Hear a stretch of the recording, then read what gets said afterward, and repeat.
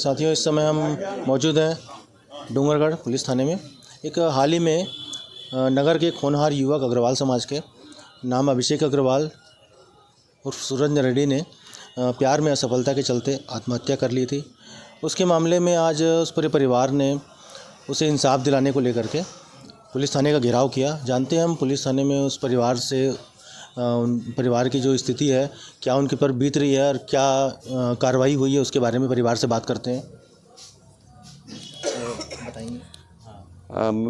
मेरा बेटा 15 तारीख के रात के 16 के मतलब हमें पता चला कि हम लोग कलकत्ता गंगा सागर गए थे कि वो फांसी लगा लिया।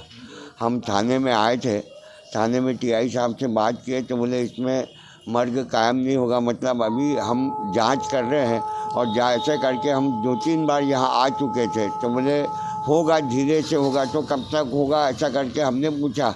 और जब मैं यहाँ आया था तो मुझे इतना ही बताया गया कि आपके बेटे ने इतना लिख के गया कि पूजा चोपड़ा को माफ़ मत करना। लेकिन आज 29 तारीख को हम यहाँ जब थाने में हमारा परिवार हम लोग आए तब मैंने बोला टीआई साहब वो लेटर जो मेरे बेटे ने सुसाइड नोट लिख के गया है वो मुझे चाहिए। तब वो लेटर मिला तो उसमें साफ शब्दों में लिखा हुआ है कि पूजा चोपड़ा की वजह से और उनका भाई और उनका भाई कमल चोपड़ा और मंगेतर आशीष वो उसको जान से मारने की धमकी दी है। तो मतलब सर इसमें आप अभी तक कार्रवाई क्यों नहीं की, और मोबाइल जो मेरे बेटे का था जब्ती उस मोबाइल को आप खुलवा क्यों नहीं रहे। तो बोले इसमें अभी टाइम लगेगा, इतनी जल्दी मर्ग कायम नहीं होता, अभी हम जांच करेंगे। तो मैंने ये भी पूछा कि सर इसमें कितना दिन लगेगा, तो हम समय नहीं बता सकते। जबकि मेरा बेटा जिस दिन सुसाइड किया है उस दिन मैं यहाँ आया तो मुझे बस यही बताया गया कि उसमें ऐसा कुछ लिखा हुआ नहीं है कि पूजा चोपड़ा को माफ़ नहीं किया जाए, जबकि इसमें साफ शब्दों में लिखा है कि मैं पूजा चोपड़ा उनका भाई और उसके मंगेतर के कारण आत्महत्या कर रहा हूँ करके, उनके धमकी के कारण। और आज हमारे छत्तीसगढ़ अग्रवाल समाज के प्रदेश के पदाधिकारी मेरे घर 57 इसमें आए बैठक में, तब उनको जानकारी मैंने दिया। तो यहाँ पर आने के बाद इनको भी असंतुष्ट टीआई के द्वारा जवाब मतलब नहीं मिला। तो इन्होंने कहा कि भाई अभी तक आप एफआईआर दर्ज क्यों नहीं किए। तो हम जांच कर रहे हैं ऐसा करके। तो मैं चाहता हूँ कि मेरे बच्चे को न्याय मिलना चाहिए। और हमारे जो संगठन के कन्हैया अग्रवाल, हरिवल्लभ अग्रवाल है, इनसे पूरी बात हुई है यहाँ के टीआई साहब से। जैसा कि हमें जानकारी मिली 13 दिन बच्चे के द्वारा आत्महत्या के हो जाने के बाद में, उसके द्वारा सुसाइड नोट लिखे जाने के बाद में भी लड़की का नाम सहित उसके बाद में कोई कार्रवाई नहीं होना, ये एक सोचने की बात है। और इसी चीज़ को लेकर के प्रदेश कार्यकारिणी अग्रवाल समाज के भी कुछ पदाधिकारी आज 3 घंटे से थाने में बैठे हैं। पूरा अग्रवाल समाज डूंगरगढ़ थाने में 3 घंटे से बैठा हुआ है। तो प्रदेश कार्यकारिणी के लोगों से भी हम बात करते हैं कि क्या उनको प्रतिक्रिया मिली, थाने में बात करते हैं। सर आप बताएंगे, आपको क्या जानकारी दी गई थाने में?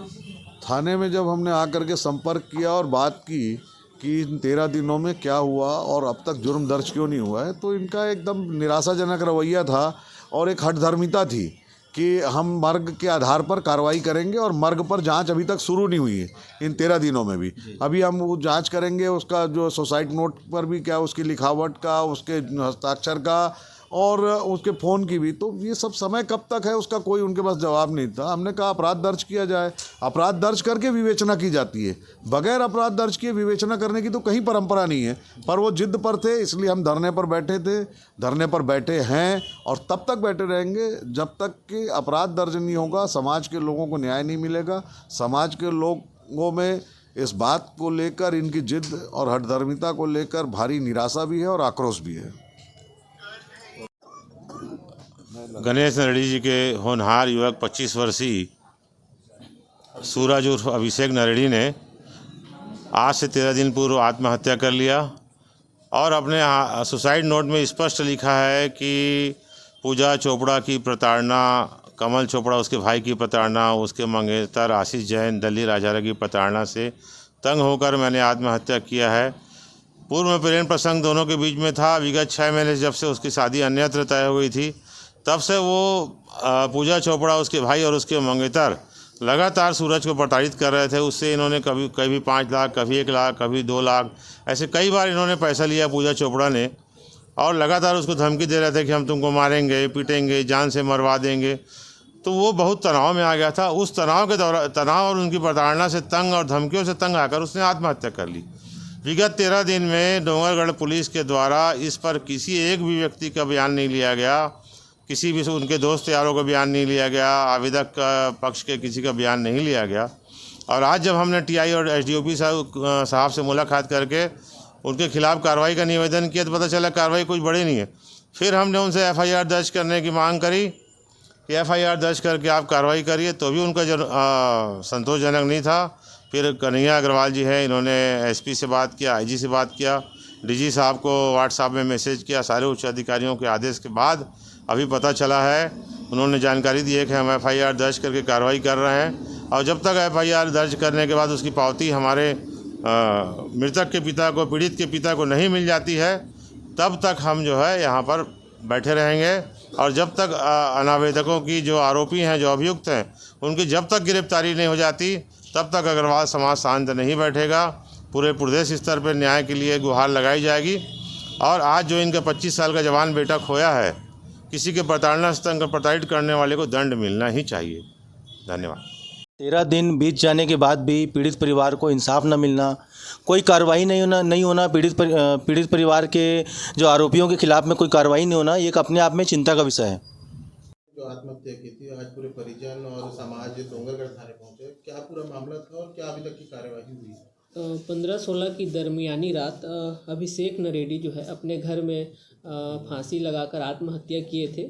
घटना स्थल का मुआयना करने पर वहाँ उनका सुसाइडल नोट मिला, जिसमें उन्होंने जिक्र किया है कि वो किसी पूजा चोपड़ा नाम की लड़की से प्यार करते थे, और उन्होंने लिखा है कि प्यार में असफल होने के कारण, है ना, उन्होंने सुसाइड किया है।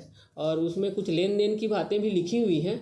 आज उनके घर वाले आए, अभिषेक के घर वाले, और उनका बयान दर्ज किया गया है। बयान दर्ज करने के उपरांत जो है एफआईआर की कार्रवाई की जा रही है। परिजनों का आरोप है कि पुलिस की कार्यवाही में काफ़ी देरी हुई, उसी कारण थाने पहुंचे। घर वालों का बयान नहीं लिया गया था, चूँकि गमगीन माहौल था और घर वाले बयान देने थाना में नहीं बुलाए गए थे।